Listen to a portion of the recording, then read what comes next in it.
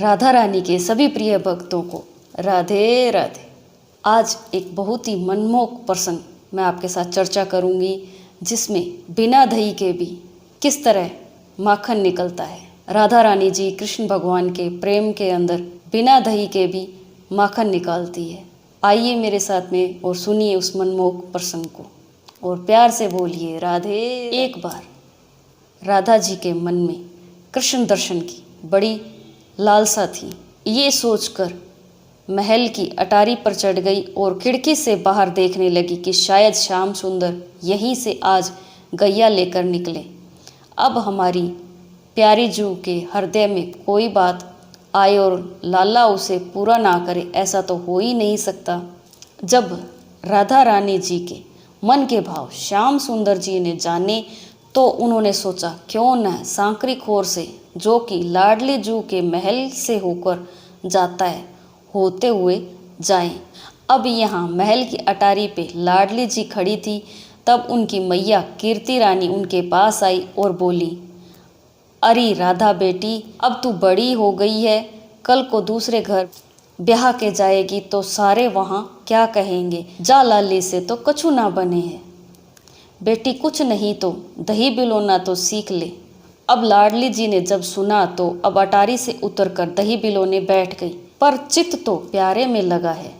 लाडली जी खाली मथानी चला रही है, घड़े में दही नहीं है, इस बात का उन्हें ध्यान भी नहीं है, बस बिलोती जा रही है। उधर श्याम सुंदर नख से सिख तक राधा रानी के इस रूप का दर्शन कर रहे हैं। विलम मंगल जी ने इस झांकी का बड़ा सुंदर चित्रण किया है।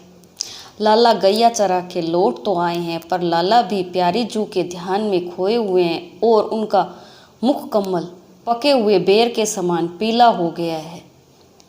पीला इसलिए हो गया है क्योंकि राधा रानी जी गोरी है और उनके श्रीअंग की क्रांति सुवर्ण के समान है, इसलिए उनका ध्यान करते करते लाला का मुख भी उनके ही समान पीला हो गया है। इधर जब सखी ने देखा कि राधा जी ऐसे ही दही बिलो रही है तो वह झट से कीर्ति मैया के पास गई और बोली, मैया जरा देखो, राधा रानी बिना दही के माखन निकाल रही है।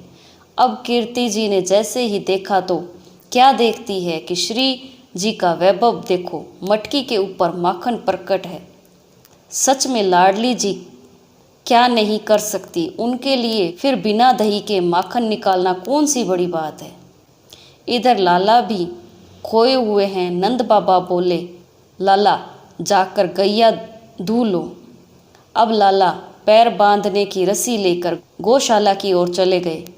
गैया के पास तो नहीं गए, वृषभ यानी सांड के पास जाकर उनके पैर बांध दिए और दोहनी लगाकर दूध दूहने लगे। अब बाबा ने जब देखा तो बाबा का तो वात्सल्य भाव है, तो बाबा बोले, देखो मेरे लाला कितने भोले हैं, पर जाको इतो भी ना पतो है कि गो को दूहे जात है, वृषभ को नहीं। मेरा लालो तो बड़ो भोलो है। और जो बाबा ने पास आकर देखा, दोहनी दूध से लबालब भरी है। बाबा देखते ही रह गए। सच है, हमारे लाला जी क्या नहीं कर सकते, वे चाहे गैया हो या वृषभ हो को भी धू सकते हैं। तो बोलिए जय श्री राधे।